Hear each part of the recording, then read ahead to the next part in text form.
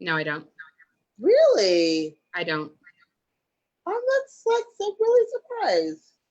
So you don't play a little like Crystal Waters or something in the background? 100% pure love or pure fun? Yeah. I don't know. I really don't know what the words are to that song. I'm just going to be honest with you. You don't even have to. You don't even have to. No, I mean, I feel like it's imperative. Somebody needed to talk about this. Someone needed to say that this is what's happening and what's going on. Does that make sense? Yeah. And if she was playing right now. Oh my God. Too nervous? So, oh my God. I'm trying to be a regular person. You guys tell you something, you're scaring me so much. Every time you're saying, oh my God, I'm like, oh my God. No. It's great. It's great. The whole thing is great. So what I'm doing is going to my Facebook page actually right now, because I want to ensure that we are live and all the things. So let's see. Okay, great. So here we go.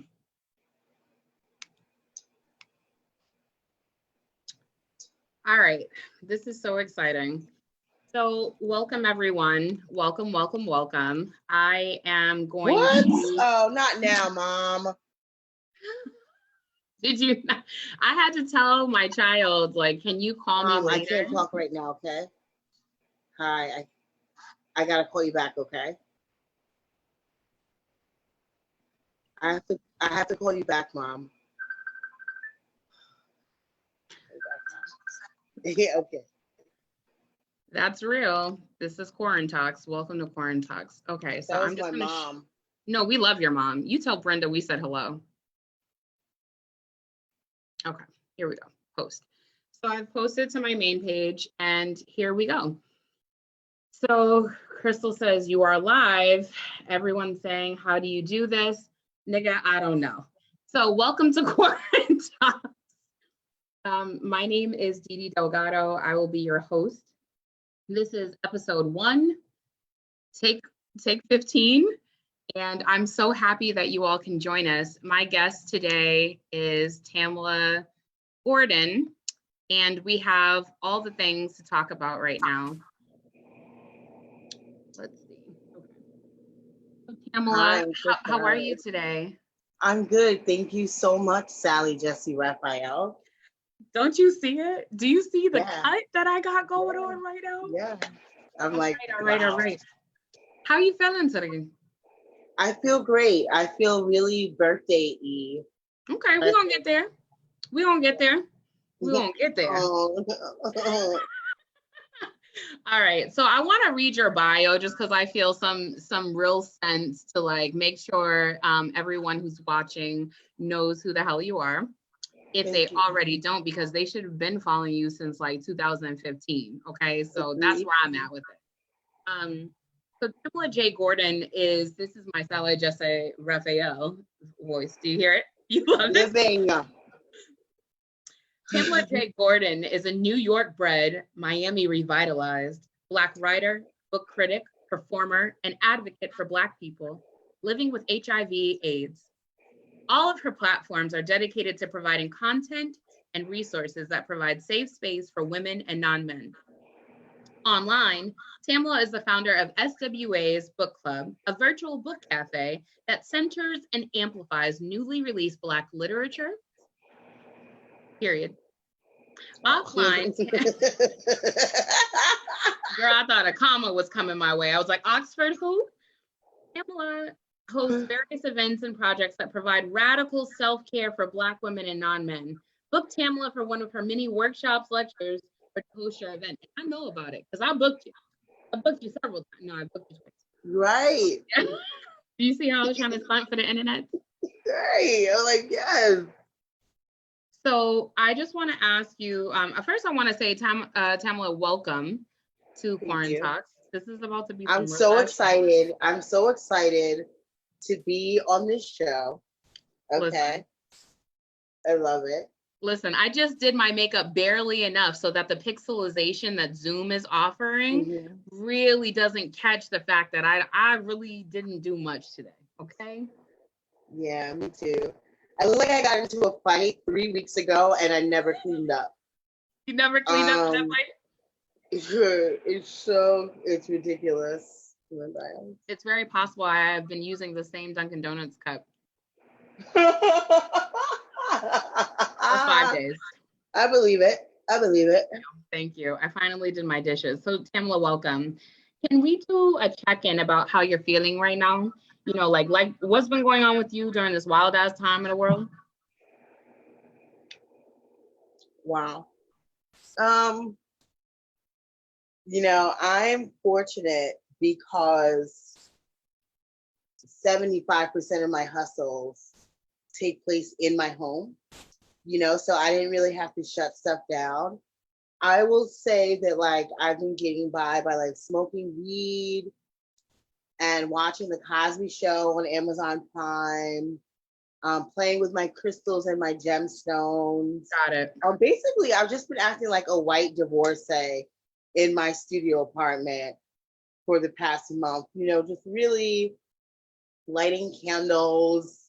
And I'm just now getting out of that stage where like every time I touch a doorknob, I'm like, I've got it. I fucking got it. I just gave it to myself. It is so nerve-wracking, but the weed helps with that. I'm actually taking edibles now. And it helps me. I sometimes forget that there's a global pandemic. You know what I mean? Like if I do it right. Has the edibles helped you? I mean, we joined a webinar the other day with a woman named Ashley Sierra Whiteside, and she's a LMSW and MOP, which is super important because Black women need to be involved in Black mental health. And she said that there are such things as adaptive and maladaptive coping mechanisms. And I guess I would just posit the question to you. In an age where there's so much discussion between to weed or not to weed, right? Like where are you at on that line? I'm gonna pause. I'm gonna temporarily pause with that line because I rely on structure really heavily. Without it, I just feel like without it, I feel like one of Joe Exotic Tigers, okay? Just out there. Not Joe Exotic Tigers. What? Tell me more. That's how I feel without structure, okay? Like when I have structure, I'm a well-tamed Harold Baskin. Hello, all you kittens. Right, okay? That's where we need to be, Right. But this has taken away structure for me and the anxiety that is induced from that. I can't go anywhere to get stuff that I need. I work from home. I live by myself. I don't have any pets and I'm single. Right. So I really rely on those smiles from strangers in the street, the simple banter, when you're going grocery shopping. It really means something for me. I'm really intentional about spending 10 minutes to pick the perfect avocado. You know what I mean? So not having it. I have a visual of you picking the perfect avocado. Bitch, I know for you 10 minutes. I know. Shit. You know that it has a form, right? You know that my butt is sticking out a little bit more. You know that I'm acting like I'm not looking at other people, but I am. And I'm like, look at me. And I don't have that. Right. So I've decided, especially for my born mom, that I'm going to be gentle enough with myself to smoke pot, drink wine, watch Good Times, just bullshit. Like the entire Good Times or certain episodes? I lean towards season 3, but I'm not going to turn it off if it's another one, right? I want to see James at the dinner table, but if he didn't make it, I'm still going to watch. Right. No, what you're saying is actually valid, and I appreciate that so much. But I will definitely be, when the birthday month is over, and I know you understand this. I mean, you had... We're not here to talk about me. You had Chardonnay and an IV until the 11th hour of February 29th. so I know you feel me, right? Am I right? Yeah. So once May rolls around, I'll get my shit together. You'll get your shit together. Okay. Yeah. All right. That's what I said in February. I feel like I understand that, and I appreciate the honesty. I definitely do. I think I have a totally different viewpoint right now, and so I appreciate you sharing that with us. Thank you. Yeah, thank you.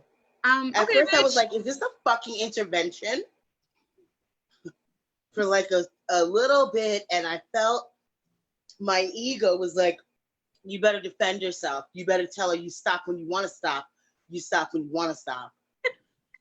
And then I said, whoa, I've been talking to the plants too much. I forgot people talk back. This is exciting. People are leaving comments, and so I just want to read you one, if that's okay. Brittany Chanel Johnson said, "You look amazing." Okay. Mm-hmm. Sean Malika said, "You both look fantastic." Okay. Oh, wow. Crystal's over here snapping. Siobhan is like, "Why Joe Exotic though? I don't know." Niggas is telling you happy birthday. So that brings me to my next. Thank you everyone so much. I'm so blessed. I feel so blessed to hear that. Thank you. So it's your birthday. The fuck did you do today? Well, I'm going to tell you the day that I had planned. Tell me, yes, tell me the day you had planned first. Okay. So I was set, first of all, right now I would be still hydrating from my adventurous cruise to the Bahamas with Shea Brown City, who by the grace of God is recovering from COVID-19 right now. Yes. And today I was going to get a pedicure. I was going to get my hoo-ha wax. At the place you took me to? Yeah. Yes, exactly. Baby. They know how to do some feet. They really take care of you, and you have that full, experience. I adore that so much. I was going to go to the beach. It's 92 degrees here in Miami. And this is Miami Beach or South Beach? I never know where I end up at with you. It is South Beach. Oh, South Beach is in Miami Beach, yeah. And I don't know. I know. That's where I usually go. Okay. But it's the apocalypse. So instead I've been reading, and I cleaned and I spiritually cleansed and I ate my edibles. Okay. I feel bad admitting this. Tell me. Okay, yeah, because I was going to lie about it. Only if you feel safe and comfortable, though. To me, this is a safe motherfucking space. People can say whatever they want to say, but when I get off this live, let somebody say something wild. I'll fight them. My family came over today and brought over a cake. And we communed, and you really can't be 6 feet apart in my spacious studio. You have a very spacious studio. Your studio is... I enjoyed sharing your studio space with you. It enjoyed you. It really embraced you. So yeah, I had company at my apartment. Yeah, and that was fun. So okay, so basically what you're saying is being Black and social distancing is difficult. Yeah, How big is your family, Tamela? So was my sister, my niece, her daughter, my other niece, and my nephew. So yeah, there was about five or six of us. I feel like you met the guidelines. You're in there. You're in there. You met the guidelines. I want to get racy. I know you have something racy to ask me, and I have some things in here. I definitely have you to do it like a fucking Band-Aid. But I'm trying to meter between fun and work, right? I know you're trying to butter me up, and then you're gonna do that Barbara Walters shit where you're gonna dig deep in my business, and I want to get into it now. You like this big dick energy? If I'm gonna cry, I want to do it while I still have some margarita. That is a very nice bottle. Is that one of those green juice drinks that used to be and then you've repurposed it? Black people have always known how to recycle, my nigga. Like, that's how I feel about it. All right. So my next question is, every time you're a book critic, and every time I think of the word critic, I think of some stuffy old white man, I don't know, like Siskel and Ebert, right? What made you interested in becoming a book critic? Do you even like books? She writes to live. She reads to live. Okay. I saw that addition to the website. I saw that. I was like, expansion.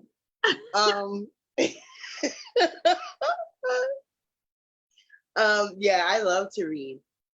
And I'm a really assimilated white acting Black woman. Tell me more about that. I've heard you say that a few times, and I was scared every single time you said it because I expect, like a birthday cake, some white woman to pop out of you. What I mean by that is that I grew up and was raised in an environment that was wholly dedicated to white standards and behaviors. Okay. And I always try to meet that standard. And my reading reflected that. And so it was sometime around election 2016 that I realized how white my books were. Okay. And everybody knows the books that you were reading. Absolutely, yeah. Candace Bushell, for the Sex and the City, Bret Easton Ellis, just really white people. Okay. And they were white. New York Times bestsellers. Right. And that I was essentially reading what I was exposed to. I was reading what was being reviewed. And I didn't even know that there were so many genres of Black literature. Right. Okay. So I realized that, like, it would just be really dope to document my reading pattern and to kind of highlight books that I was reading. Okay. And then I would be on Twitter, and then I maybe would put up a book, and the writer would be like, "Oh my God, thank you." And then it dawned on me, like, oh shit, like, the same way that I need Black lit, Black writers need a promotion. So it really evolved, right? You know what I mean? And that's it. To me, the best shit is always based in systems and cycles and things like that. So that is where the book club and book critiquing and book reviews, ultimately, I would love for every book that I read to be an amazing book, and that I can tell everyone, like, yo, go get that book. But there are those times, where I'm like, it falls flat, or I'm underwhelmed, or it's not interesting. And I'm honest about that. And that's when I realized that I was more of a critic than a promoter. Right. Okay. Critic. I feel like I'm trying to get a job. You're more Mike Tyson? No? Huh? I'm more Mike Tyson? You're more Mike Tyson than Don King. Okay. I'm just trying to find a metaphor that I understand. Okay. Yeah. You let me know. All right. Thank you for answering that. Yeah. All right. My next little question is, oh, bitch, your bio said you was a performer, and you've never shared this with me. So I want to know, what do you perform? Are you doing some burlesque show that I don't know about? I one time saw a photo of you in a bright pink Nicki Minaj-esque wig, and it didn't sit well with my Long Island knowledge of you. Yeah. And I want to know more. What do you perform, Tamela? I used to perform spoken word, and I also perform. Nah. Yeah. It is so funny. So I should have said to you, tell me the questions you're gonna ask me. In 20 I said it's free range. I know. I was like, let your balls hang out. You did tell me that. 2008, I wrote a short story about a married guy that I was sleeping with. Okay. And how I would queef incessantly. And how it was like there was just the last time we had sex, it was like my pussy was literally talking sense into me. Like, girl, this is just so low. But it was speaking in Cree. And so I had for people who are not having sex or people who don't know what the word queefing means, can you please explain it? Yes, thank you. Yeah, it's a sound that the queen bee makes when air has been pushed in and it's being like, if I was a raunchy person, then I would call it pussy farts. But so it sounds like, yeah, exactly right. Yeah. Not that I know what it sounds like, but You do. Yeah, you do. I tend to have an air pocket in my vagina every now and then. And you know, and to bring everything full circle, we're talking about pussy, we're talking about queefing, we're talking about black lit. Anyone who is interested in that, this book right here, The Queen V by Dr. Jackie Walters. When I tell you she gets deep in the V, she gets deep in the V, and she openly acknowledges and is very consistent with mentioning that not everyone that has a pussy is a woman. Okay. Okay. This book is for people with pussies. This book isn't exclusively for people who identify as women. Come on now. Yeah. So if you're more interested in queefing, right? Go get that book. You learn a lot about your pussy. Learn a lot about your pussy. Thank you. You were look at you. Come on, already book reviewing and shit. All right. I'm just saying. So did you tell me what you performed? Yeah, I performed the story of me having sex with a married man. I can't believe that you're a spoken word artist. This entire time I've been friends with you, you have never once told me, knowing damn well that I write poetry and I do spoken word. It was a phase. That's the motherfucking phase. It doesn't matter. It was a moment, you know? Okay. All right. Thank you for sharing that with me. I'm sorry I had to drag it out of you on public television. Do you like how I said public television? Because I'm trying to. I felt that, right? I was like, am I mic'd? Is my mic still on? Is my mic still on? Okay. So ever since I was young, my mother read everything to me. I remember there was a time that one of my step aunts had asked me, she looked at me like mad incredulously, and she was like, how did you know what those words said? I think it was like 5. And I was like, because my mama read me the story and I know how to read, nigga. Like, And so I'm talking about like everything from like Lady Chatterley to Zora Neale Hurston. So I wanted to ask you, who were your top 5 favorite authors and why? Oh my gosh, my top 5 favorite authors. Top 5. One of them is Isabel Wilkerson, and she wrote a huge book called The Warmth of Other Suns. And it is all about the Great Migration, which is essentially for many of us Black folk up north. Our family was literally chased there from the South. And this book tells some really deep, beautiful stories about what life looked like for us when we were making that commute from the South up north and what adjustment looked like.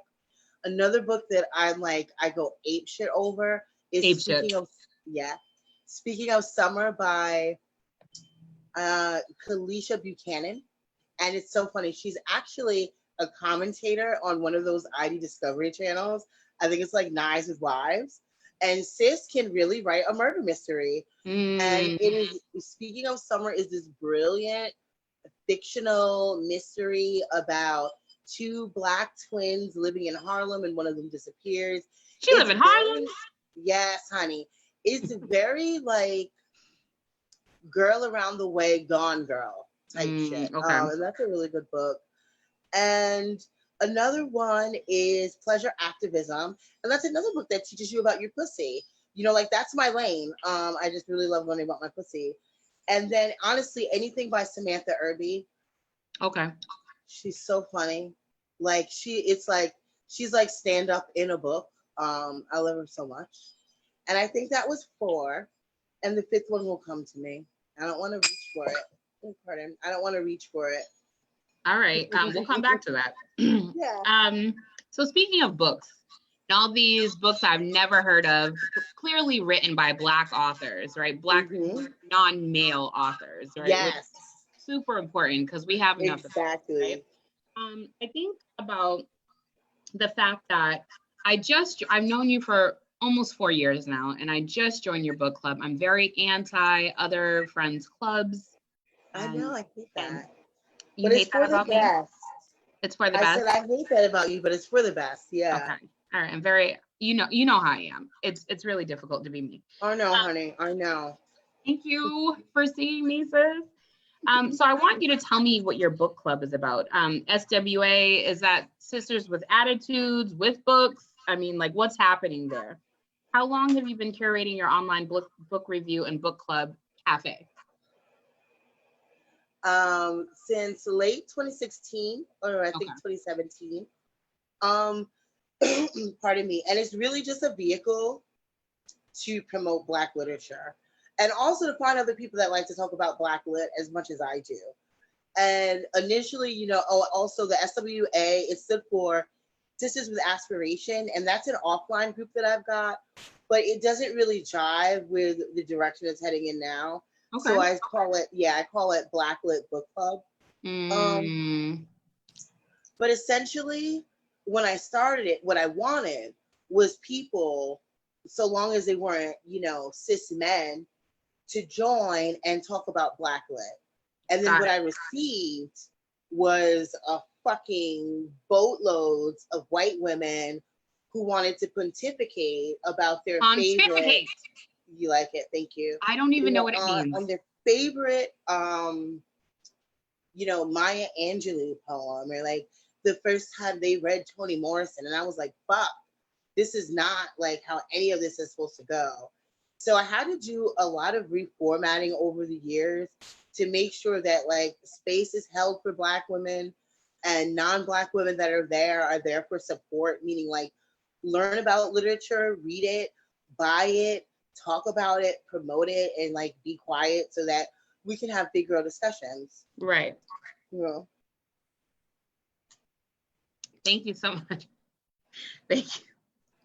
Thank you for all the things, Sam. What is so funny? Because I feel like this is my episode 1, and I feel like I wish people would understand the organicness of what's happening right now, because this is every single conversation I've ever had with you. I know.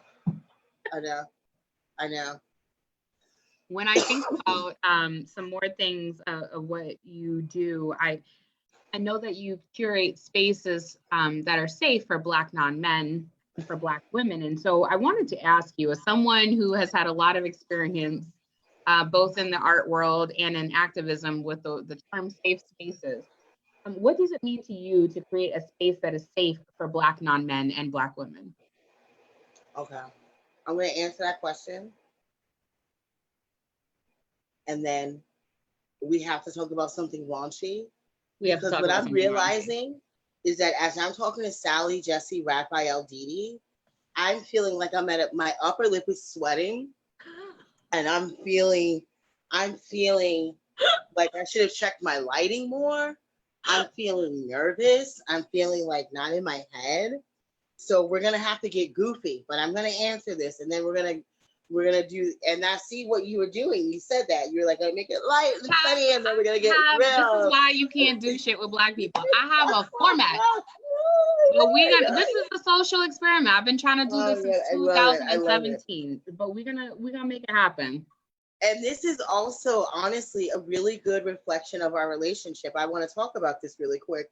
Okay. You want to talk about our relationship on national television? Go ahead, Tamela. Well, because I feel like 75% of our exchanges are you suggesting something and me being like, that's so fucking no, like, think, Didi, no. And then like 47 minutes later being like, okay, so I want to take accountability for not listening to you 47 minutes ago. Why do you think that happens? Because I think that actually happens to me a lot, that a lot of people shut down my ideas and suggestions. I'm like, we should go streaking right now down Calle Ocho. And you would be like, Dee, that's a terrible idea. And then 45 minutes later, after we've embedded them, whatever we need to, you're like, I think I'm hot, and I think we need to go be naked outside Calle Ocho right now. Yeah, I agree with that. I just want to know why you do it. I've always assumed that it's because I'm secretly aroused to be wrong and strong. So sometimes when I'm challenging you, I think it's more of like the action of it. You know what I mean? And like, it's like being like, no, I think you're wrong. Even though I didn't think about why I think you're wrong, I think I like saying that you're wrong. And then we get to a point where it's like, oh, wow, okay, that's why she said that. Okay, right, because now it's not working.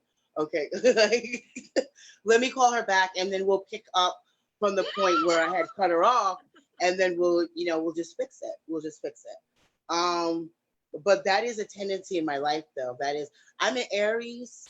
Are you an Aries? And do people know that you're an Aries and that I'm an Aries rising? I feel like that has so much, so...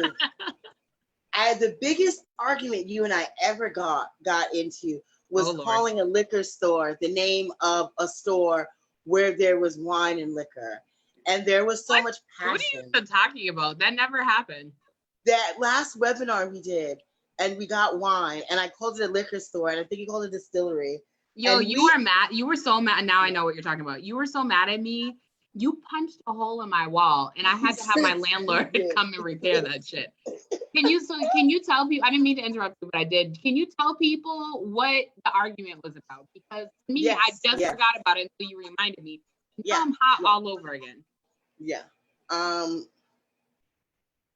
So we went to the place where they served wine.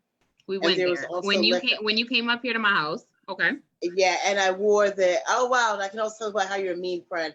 Because I had this beautiful trench coat. I have this beautiful trench coat. Is it beautiful, Tam?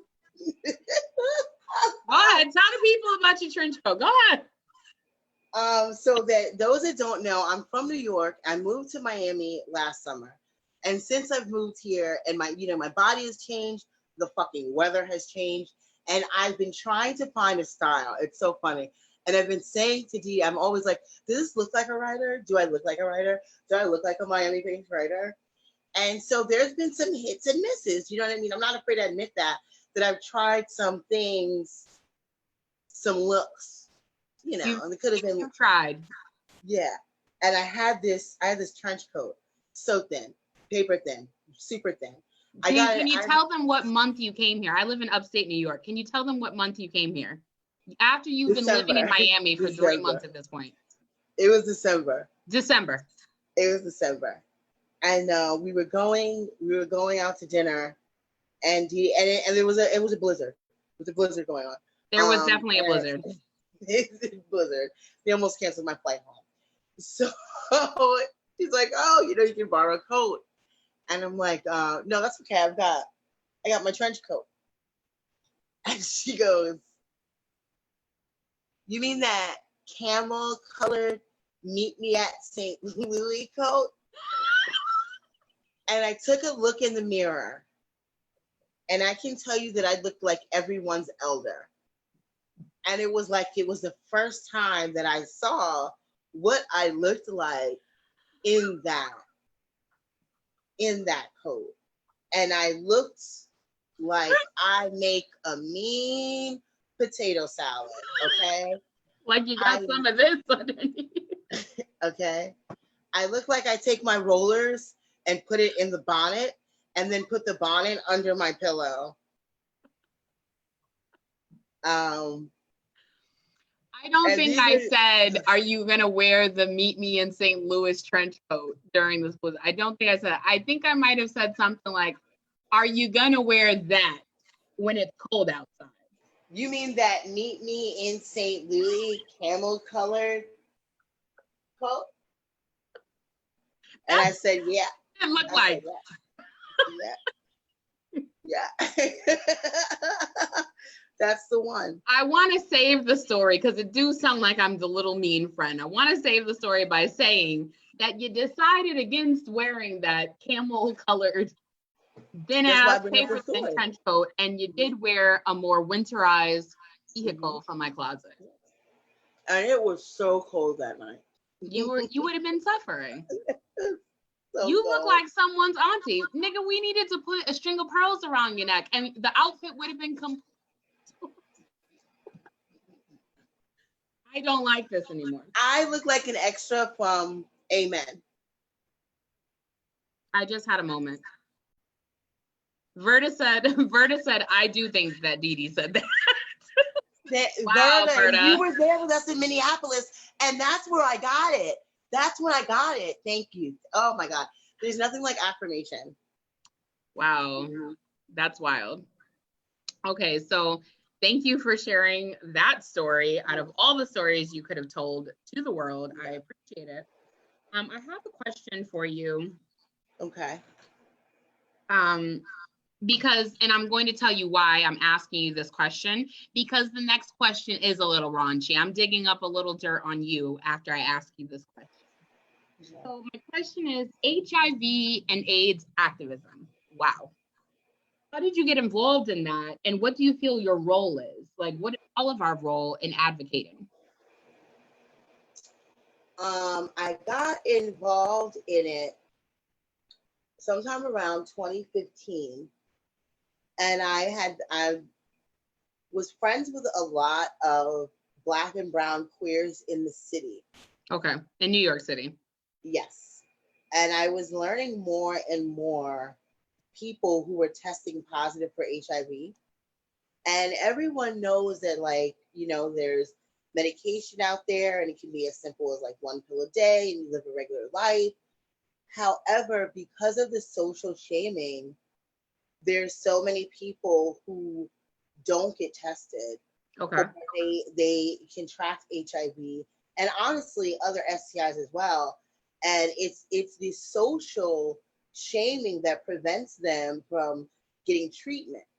And then what happens is it actually spreads more, and it's like this vicious cycle. And I realized, I was like, damn, like I would love to talk to people about HIV and like even use my writing as an outlet to kind of break down simple, you know, like HIV 101 type shit. Okay. And so over the years, I've educated myself by going to a lot of conferences and listening to a lot of other people who actually are living with HIV, who have a better understanding of, like, you know, because there are laws that impact people living with HIV. There are social structures that have just such major negative implications, especially for Black folk. And so a lot of my work is really through dialogue. I've done some public speaking about it over the years.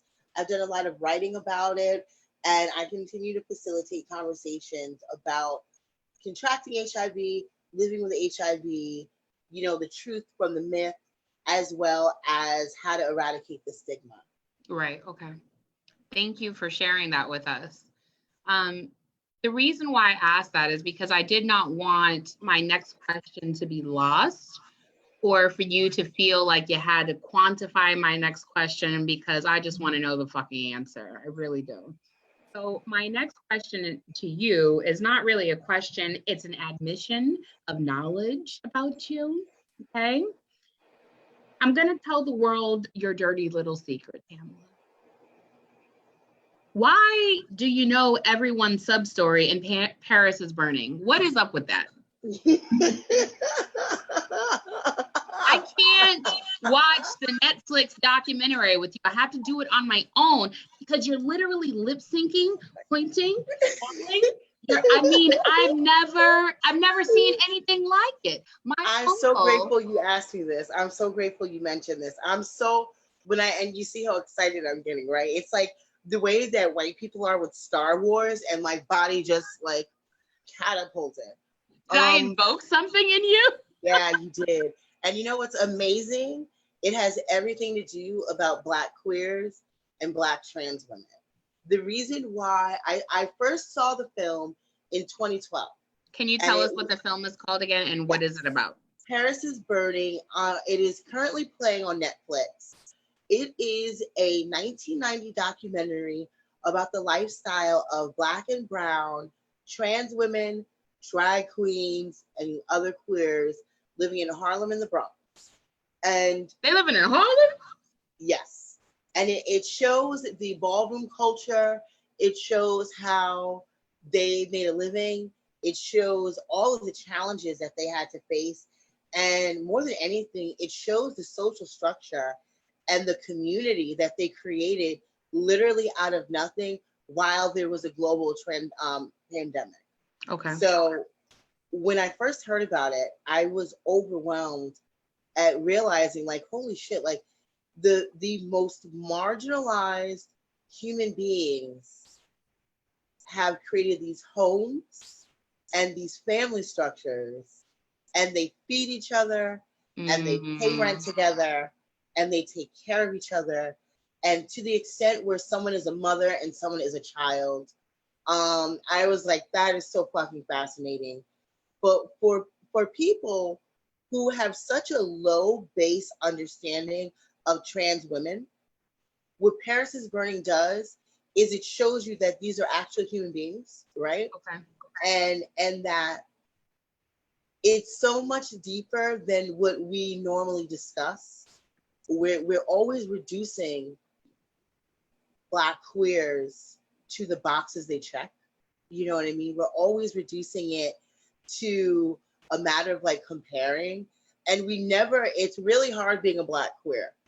And so watching Paris is Burning, I had such an education about it. And then you learn more, and then you start realizing, like, this is where this dance came from. This is where this lingo comes from. This is where that style comes from. Right. So it's almost honestly like paying homage to ancestors, because most of them died by like 95. Wow. And yeah, you know what I mean? So I've just learned so much, and other people that I met that would know so much. So it's, oh God, I just love it so much. So I'm going to ask my second to last question. And while I do that, I'm taking it from the audience. Bitch, we got an audience. This is so fun. I'm like on Oprah. I'm on Oprah. Like, look at that car. Dee on. Dee's on. Okay, can I tell you something? You asked me when we first started this live, you said, bitch, do you have a theme song? And I was like, no. Yeah. And it's just really unfortunate because I'm going to tag Lanisha in this. Lanisha was my friend from 6th grade pretty much on. And so that's middle school for those of you who don't know. And you're like, oh, wow. This is insane. Wow. That's the last grade I completed. And so there is that. But I remember that we used to do, I don't know if you, I can't believe I'm about to tell y'all this. We used to put Scotch tape over our cassette tapes and record over them. Like, you know, our parents' cassette tapes that they can no longer use anymore because now it's like CDs. We're talking about 1995 to maybe 1997, right? And we had this little, what'd you say about 1997? I said Moke and Steph. He's mine. So you made a hat of one, but I got him all the time. Such a bird song. And that's how I wound up sleeping with married men. You see? So okay, so we used to like put the Scotch tape over our parents' tapes, and I had a boombox and it had a record button, and there was a song for this radio show that I did with my friends and my like stuffed animals, and like I would invite my cousins over to be on the show. This has always been a dream of mine, and I did have a theme song, and I'm going to sing it if that's okay. Oh wow. Yeah. Dee Dee weekend, have a very Dee Dee weekend. And I have ended my career. Thank you. Yeah, because what I was getting is a white woman from North Dakota with 2 cats and a really thick sweater turtleneck on, who doesn't swear. She eats figs. She's a libertarian. Yeah, Dee weekend. This is too much.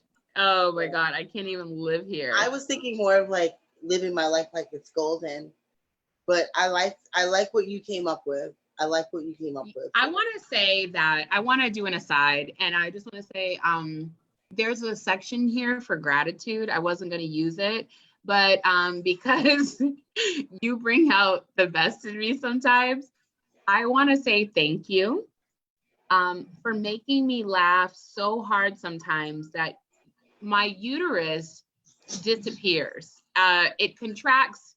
It's like the time that you sneeze so hard that you're like, oh,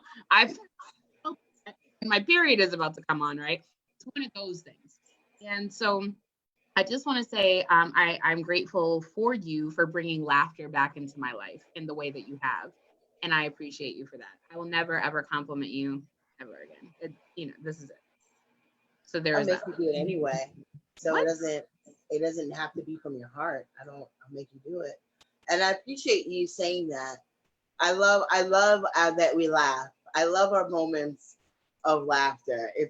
I love when they're so unexpected, I love when you call me at 7:52 in the morning. I always text you before I call because I know you're weird about phone calls early in the morning. You have a problem. You don't communicate to your friendship base that you don't want to be disturbed because you're on moratorium. You have a schedule, and your schedule is not to be fucked with. If somebody calls you on Facebook Messenger and you answer because you care about the person, wow, it's very possible, me having been the person at least no more than 6 times, that you will curse me the fuck out. It took until your my sixth time doing it for you to say, Dee, when you call me at 7:30 in the morning when you're getting ready for work, I'm getting ready to levitate and do my fucking meditation. You need to tell your friends that. I'm tired of it. But then the thing is that then I'll call you the next day and you'll be in a conference meeting and I'll be eating ice cream, watching Arrested Development, playing with my crystals. And I'll be like, I have to tell you this 35-minute story right now. What are you doing? Good, let me go. It's a beautiful dynamic. I appreciate it. Me too, Barbara. So speaking of beautiful dynamics, and you being not the nouveau riche leader of Black femme spaces, but how do you deal with, I can't believe I'm about to ask this question, but I think it's pertinent. How do you deal with conflict amongst people that you are friends with offline versus people you're friends with online? Or maybe there's a healthy or unhealthy mixture of both. Love it. I fucking love it. You look amazing. No, I don't love conflict. I love that you asked me that. That's so okay. Funny. Your lighting is amazing. Is that highlighter? And I imagine, my answer, there's going to be somebody that everyone deals with it differently. I have learned I'm not Judge Judy. Okay. I don't advise anyone to lead by my moral compass because my moral compass is under construction. So I've never heard anything like that before. I'm really big on letting people know, at best, I can hold space for you to be heard. Okay. I can acknowledge your feelings and that whatever feeling that you have, it's valid. Outside of that, I'm a really firm believer that resolution does not always end with an apology and a handshake or a hug. Sometimes resolution is, deuces in the air, back in your face. Right. Okay. So for me, conflict resolve is a matter of making sure that someone is heard and that their space is respected, right? That's what I expect. When I'm in the midst of conflict, I don't need to campaign for myself. I don't need people to agree with me. I don't need to tell my story 85 times so people know what happened. I don't need any of that. Okay. What I do need. What do you need in the midst of conflict? What needs of yours are not being met? To know that I'm being heard, and to know that my space is, and when I say space is and being respected, my space in regard of my fucking name. Okay, your name, because on the internet it's different. What do you mean? You said your space as far as your name. So like if you are having conflict with someone outside of the internet, you have the option to turn it off or on. But on the internet, your name is just sitting there in the midst of the conflict, right? If someone mentioned you or if someone subs you or whatever. Yeah. And usually, but that's when I'll remove myself. Okay. When it's offline, I don't have to be as intentional. You know what I mean? Because out of sight, out of mind. Like, unless the bitch sitting in the cubicle next to mine, I don't really have that much of a challenge. You know what I mean? Like, you could come from somewhere else. Like, I'll be okay. And I actually find that when it's online, it's more of a pickle because of the connections, right? What do you mean connections? The mutual friends, threads, you know, that horrible moment when I realized that someone that like I might have blocked just because I thought they were annoying, and then I'm like tagged in something with them, and I'm like, wow, so their name is not gonna light up, and my name's not gonna light up, and then they're gonna be like, what? And I'm laughing gonna be like, because Crystal just had this conversation. She was like, I see you tagged me with so-and-so. They still got me blocked. I'm like, how do you know? It might be a mistake. She was like, because the light getting bold. Yes. So that's what I'm saying. It's a little bit more of a pickle online because offline, I don't have to worry about that degree of separation. Got it. And I'm a fucking hermit. But online, it's more present. Okay. So I just find that, like, at best, if it doesn't involve me, I just have to respect the feelings of a person and make sure that whatever space they had around me, they still will have that space regardless of the conflict. Regardless. Okay. Yeah, regardless of the conflict. And if it's my actual conflict, if I can't have that integrity in my space, then I remove myself. I've removed myself from, more than one community. Okay. Because, I know that it could be a bitch in a bunch that is always going to have such a conflict with me that it will be a distraction to the greater community. Right. And when I realize you're taking an L for the team. Yeah, you know what I mean? I'll be like, damn, you know what? I wish y'all niggas well. Tamela has left the conversation. Okay. And it's like, for me, that's what I call resolution. And I recognize that there are some people that are like, well, that's not really resolution. That's walking away. Well, I mean, I'm a big believer of picking my battles. Okay. And I don't always feel the need to have to rehash a conflict or something that gets on my nerves. Life is short, my nigga. Like, just leave the conversation. So since life is short and you talked about integrity, I think about who you are as a person and how I've come to be in relationship with you as of lately. You are a very spiritual person. You have a certain set of beliefs. And I want to know, like, what about your spirituality centers you? And like, how is it that you can elevate past this? Like, what is the balance you find because of your spirituality? I feel like you live in a world of duality often. You're like, and fuck that bitch. I know she got karma and shit, but also fuck her intersections because she called me dumb. Like, you know what I'm saying? These conversations have been very interesting. You're like, yeah, she was ableist, and I can't fucking stand her anyways. And I love her though because she's a black woman. So like, you being like, Miss, I wear all white. I do my tarot cards. I got my crystals. I sage. Me and my pussy is on 10, manifesting. Like, what is it about your spirituality that grounds you? Character work on my ego. Because before I was being self-aware, I was noticing this pattern in conflicts that I was having with people, where everything was a matter of what you did to me, what you said to me, look how you treated me, how you made me feel. And I started to realize that, like, damn, my nigga, like, I don't really show up for myself. And then I get upset when other people around me aren't showing up for me. And it was a really, and it still is a really hard process of having to every day look at myself and say, okay, you know, there's a part of that behavior in any given situation or even mood sometimes that I know is attributed to that ego, to that feeling of like, no, you're not going to do that. And I had to kind of go inward and start looking at people that get on my fucking nerves and looking at people that I can see straight through and be like, okay, you know what? They have their shit too. Right. And I can't use their behavior as an excuse for my behavior. And honestly, a lot of it comes from minding my fucking business.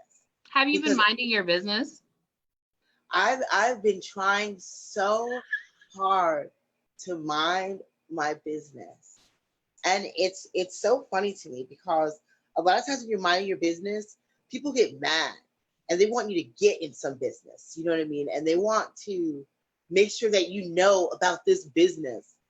And I've learned that, you know what, when it's my business, I don't want to know that the people around me are like fucking hyenas waiting to see that last screenshot. And right. Well, I heard he said, you know, it's just so low base. It's a low frequency is what you're saying? Yeah. And I have to tell you, since I really have paid attention to my ego, my relationships have been so much stronger. My relationships with women, it's amazing. The level of vulnerability that's heightened when I can be honest with someone like you and be like, yo, you know what? Like, I don't like when you're honest with me. I don't. I can imagine. I know. Don't like it. There's only a few people in my life that are like super honest with me and vulnerable with me. And I don't like it because it makes me feel like I'd rather go back to the superficial shit that I was used to. Because it was easier. It's like, what am I supposed to do with this vulnerability and the strength that's sitting in my lap now? Oh my God, I have to do now. It's like a mirror work, right? I have to do my own shit now. Yeah. Thank you for that. I appreciate it. I wanted you to name some names, but I'll save that for another episode, another day. You wanted me to get raunchy, goddammit. So there's that. My last question to you is, and I did say to the audience, I commented that we'll be taking questions from the audience now. My last question to you is, you're one of my best friends. I would be remiss. This would not be an authentic conversation if I did not act like, not that people are dying to know, but I'd rather people know from people who really know me. What's one thing you can't fucking stand about me, Tamela? Okay. Well, I have a response to that, and I have a quick story. I have a response to that, and I have a quick story. You have a response and a quick story. Okay, I'll be quiet. So one thing that I cannot fucking stand about you is the impulsiveness. I'm impulsive? It's amazing. It's like the bionic woman of reaction. You think I'm reactionary? So I'm the type of person where I will sit on something for 96 hours, right? And then I'll be like, hey, I want to run something weird by you that happened last Tuesday that this person said. And I'm like, it's a pickle. And you're like, what? And I'll tell you, and I'm like, and I can't believe I don't know. And you're like, well, he's crying now. And I'm like, well, oh no, you didn't. And you're like, it was necessary. I agree. But it took me 96 hours to get to a place that took you 14 seconds. So I wonder, and that's my. I'm not to be defensive right now. And my short story. Oh God. I have to tell this story because it's close to my heart. And I also have to tell this story because for me, And I know it sounds like a dichotomy, but it's not. There's such a strength in your vulnerability, and that you are known as this really rough, kind of like abrasive in your face. And it's such bullshit. Like, it's just such bullshit. You're like a fucking Care Bear. Me? I'm a Care Bear? Don't tell people that, boo. Edibles. You know, you're like CBD bear. I love that. Is that so cute? You like that, right? CBD bear. Oh my God, I love that so much. Make me hug my little pillow. Love it so much. So I want to tell a story about you. Okay. Because I believe that you are, you know, just one of the rarest people on the earth that can conjure things, that can create things because of your energy, because it's so raw, it's so pure, and that's just who you are. So the day of Didi's birthday, I had something I was planning for Didi like she was a Make-A-Wish kid. I wanted her to have these days filled of, I want her to live my life. I wanted her to live my life that is filled with crystal shopping and espresso in the afternoon and yoga with white women and days at the beach and morning meditation and affirmation. And she had the most wicked period, and she still had to work back in New York. And there was like 80,000 different things going on. And I was still like, but are you breathing? Okay. And how much water did your little belly take in? You need to drink more water. You know, I literally was like a wellness Joe Jackson, and she was Tito. You were very violent with your wellness. Yeah. And she just couldn't do it. And so on Didi's birthday, I take her to the beach. We'll have this beautiful time. And it was a moment that she's not normally have the space to have, because she's always on autopilot, where she was vulnerable. She was like, I'm fucking tired. I'm fucking stressed. I'm fucking tired and I'm stressed. I'm stressed and I'm tired. And I received it. And I received it because it was so real and it was so honest, and I felt she needed to get it out. But I wanted to get all Tony Robbins on that ass and be like, bitch, you're fucking super blessed. Whatever you want, you can have, you know that. But, you know, I let her get this out. And so we go to a bar, and there's really hot guy. Mm-hmm. But literally, and we're on South Beach, so there's no shortage. Really hot guy. He was amazing. Beeline to Didi.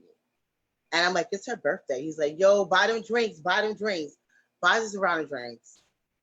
He points at Didi, he goes, yo, sis. And it was like he said it slowly. You're blessed. This is after I just got finished telling you, I don't feel blessed. I don't feel like God has a hand in my life. I fucking hate this shit. I always have a list of things to be grateful for because I don't always feel grateful. I was like, okay. It was like the B-side of a really emotional Nicki Minaj bar. It was really like, it had weight to it. And I got it out. And it was like, I went from like a Iyanla Vanzant to like, to like that little girl in the Parkers. So from there, we went to another establishment. I like how you said establishment. The power of alcohol is kicking in. The sun is beating on Didi's skin. You know, she's getting back into the vibe. God bless tequila, okay? The bitch is starting to feel herself again. You know, my favorite is a tequila sunrise. Okay? And then out of nowhere, we see the baddest bitch. Sis is mad dark. She has these really juicy lips. Yeah. Titties sitting up at her neck. They were all the way up here. Fat ass, and had a neck brace on. Okay. I don't know what to look at. I don't know what to look at. I lean over to Didi and I'm like, yo, you see that bad bitch? That bad bitch could barely walk. Look how fucking happy she is. Look how sis is glowing. She comes over to us. For no reason.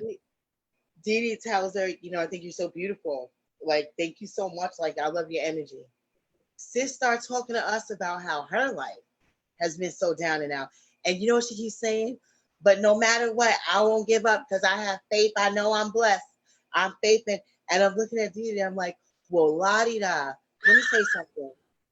Sis goes in her bra, takes out the biggest stack, takes out $100 bill, gives it to Didi Delgado.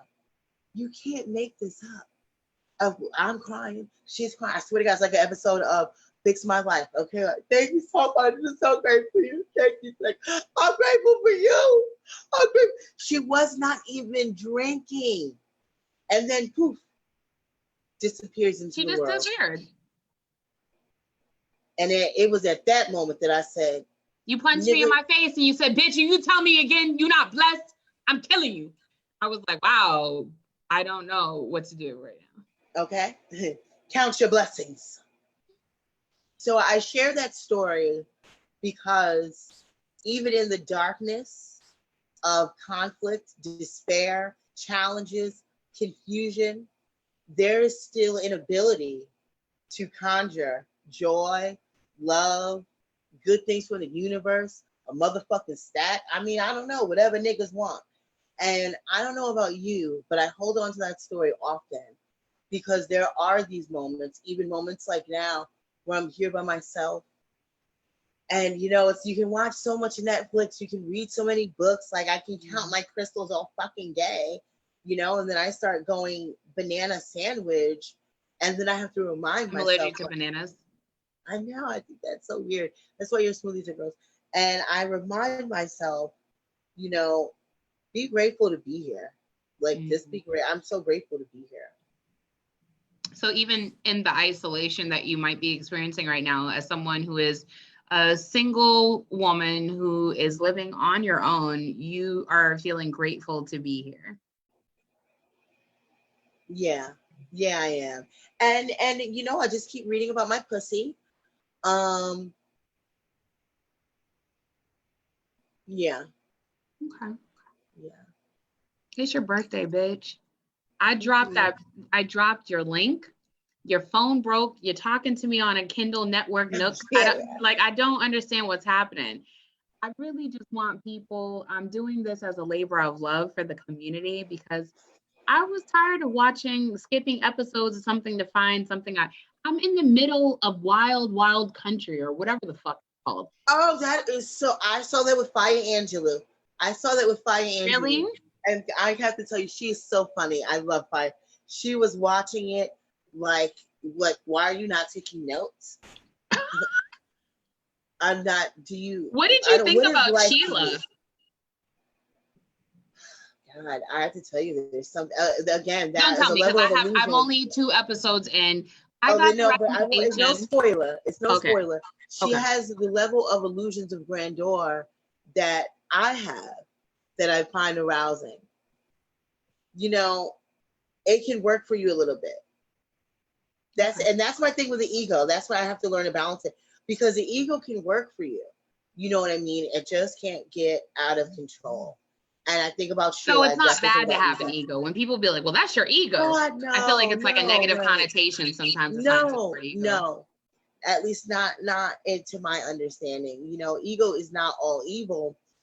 However, I'm a really self-consumed person. And so for me, ego with being self-consumed is just like fucking Kimmy Gibbler on steroids. Nobody wants to be around that. But yeah, no, ego serves its purpose. She'll approve that shit, okay?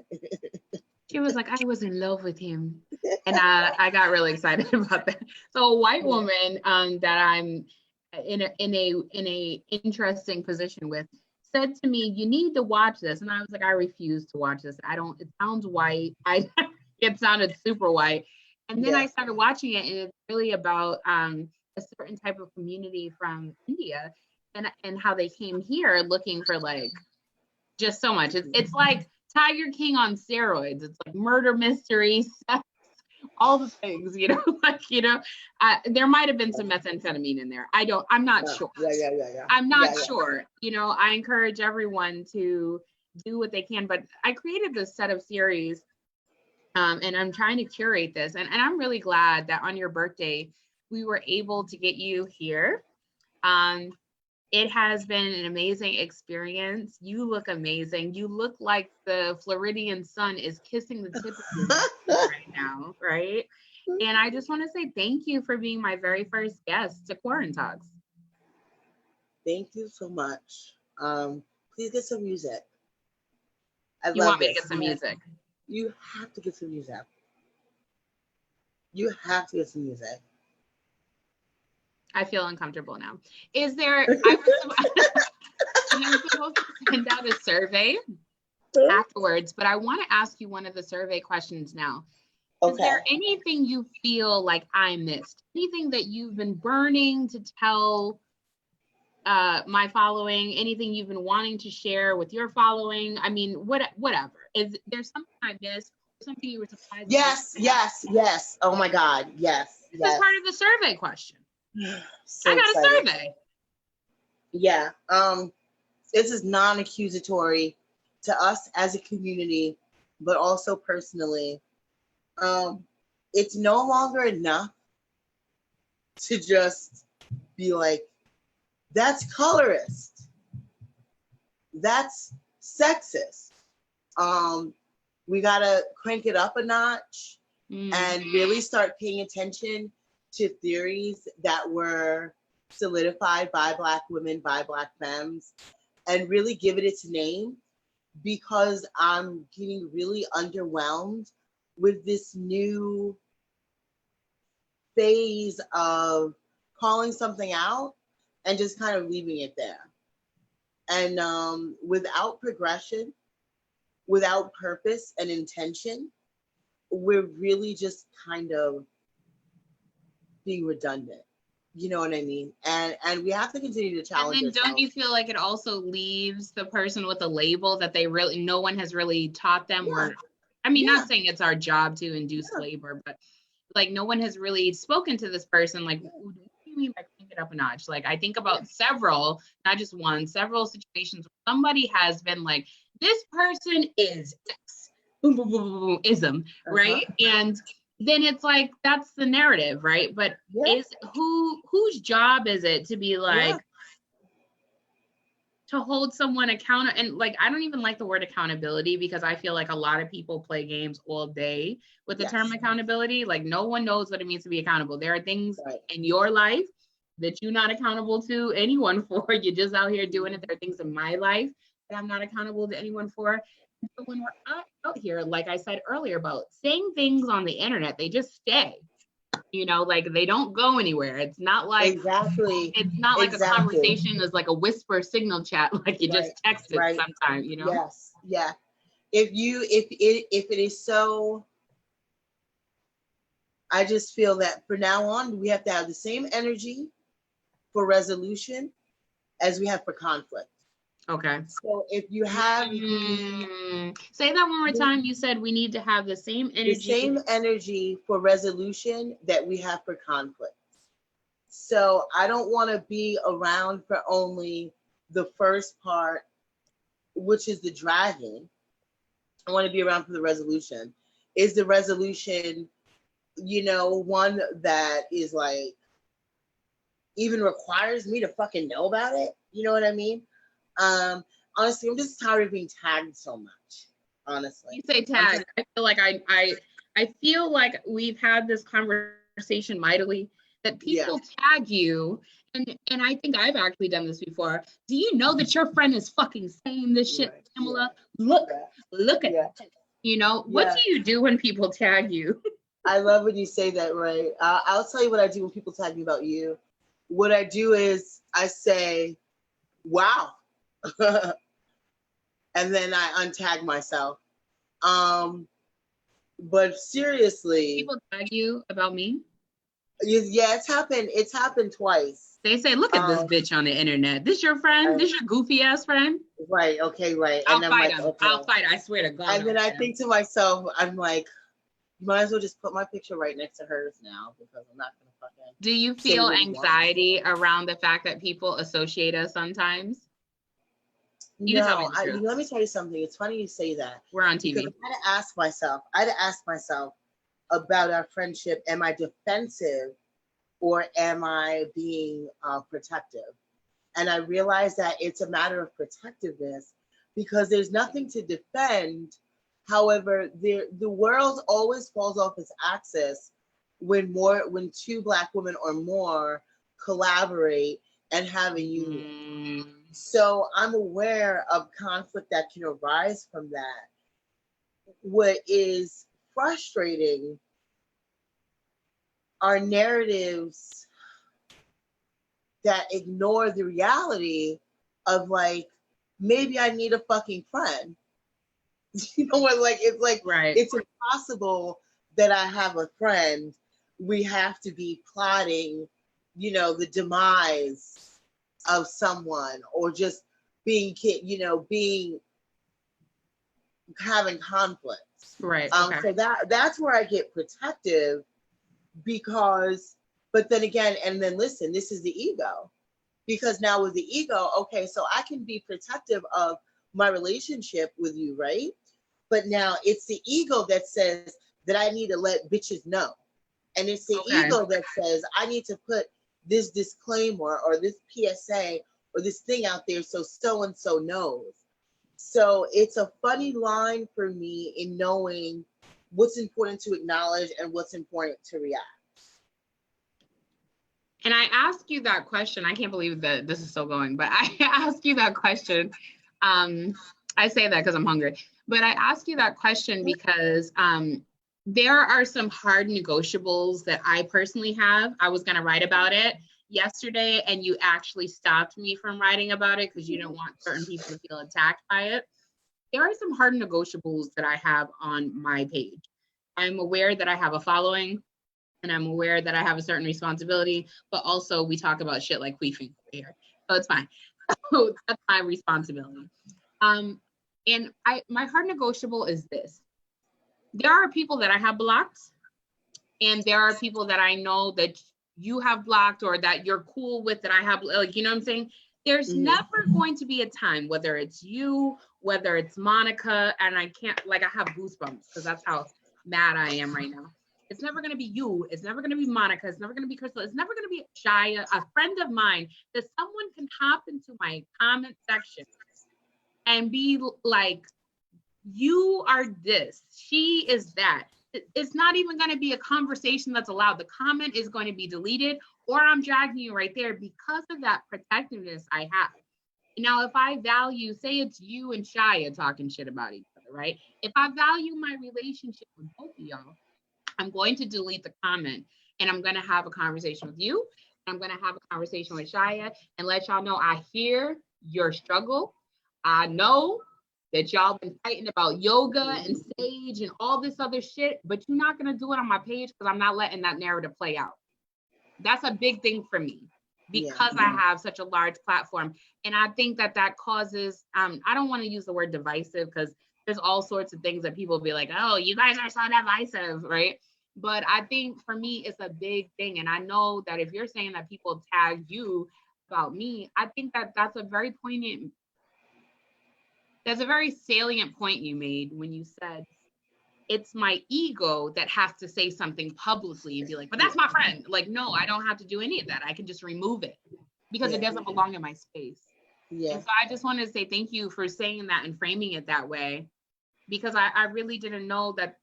I didn't know that that's why I get so angry and upset about all the little subs and all of that, because I just don't allow it to go on my space. I've said it before, and I will say it this, not last time, who knows, because I have to keep repeating myself. If somebody is consistently talking about someone else, that's their work plan then. That's their work plan. Their work plan is they're sitting here saying I uplift and I build up Black femmes and non-men, but consistently, if they have someone else's name in their mouth, then that's their work plan. You got, like, I'm not biblical because I really don't do it unless I'm doing a little witchy shit, but you got to know people by their fruit.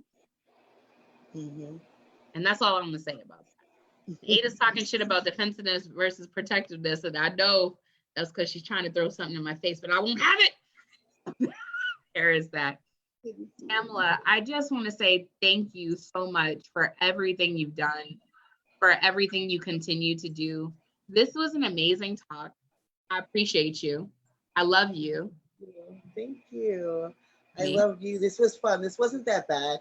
You weren't too Barbara Walters-ish. I didn't have to be so nervous. But I was trying to strike the healthy balance, like my pH balance. I was trying to strike that. Like, you know what I'm saying? I like that. I like that. I like that. And it always goes back to the pussy. I love that. I love what you did there. Dr. Jackie. I can't say to you. I also want to try out this advertising block that I'm about to do. This first episode of Quarantine Talks has been brought to you by none other than Daisy October's 8th House Oil. Go cop it now. Thank you. Oh my God. Am I mic'd? I'm gonna drop the link to her 8th House Oil link because I really this is so cool. This is people need to get it. I'm literally giving people free advertising. I wish they would pay me, but whatever. Like, we starting it out. You'll get there, sis. You'll get there. As I'm saying, for the community, it is what it is, and I'm so excited to introduce my next guest. Will be next Monday. I will have to make a flyer. If I could get a flyer maker, this would be so much easier. If I could get a producer, this would be so much easier. But I need y'all to support Tamela. It's her fucking birthday. Drop some coins in her PayPal, her Venmo, Cashapp. And if you want to continue to see good quality content like what I hope we just produced for you, we have some amazing guests coming up. Look for all of the notifications. Next Monday, we have Tamela-Gordon, a former admin, or maybe she's current admin. I haven't done my homework today. The Natural Hair Group, which is one of the largest Black hair groups on the internet today. So look forward to everything. I appreciate you, Tamela. Is there any last words? Because I'll let you finish, and then I'm going to cut your mic. No. No. I love you so much, and thank you for joining me on Quarantine Talks today. Have a good night. Oh my God, thank you. Bye. Da da da da da da da da.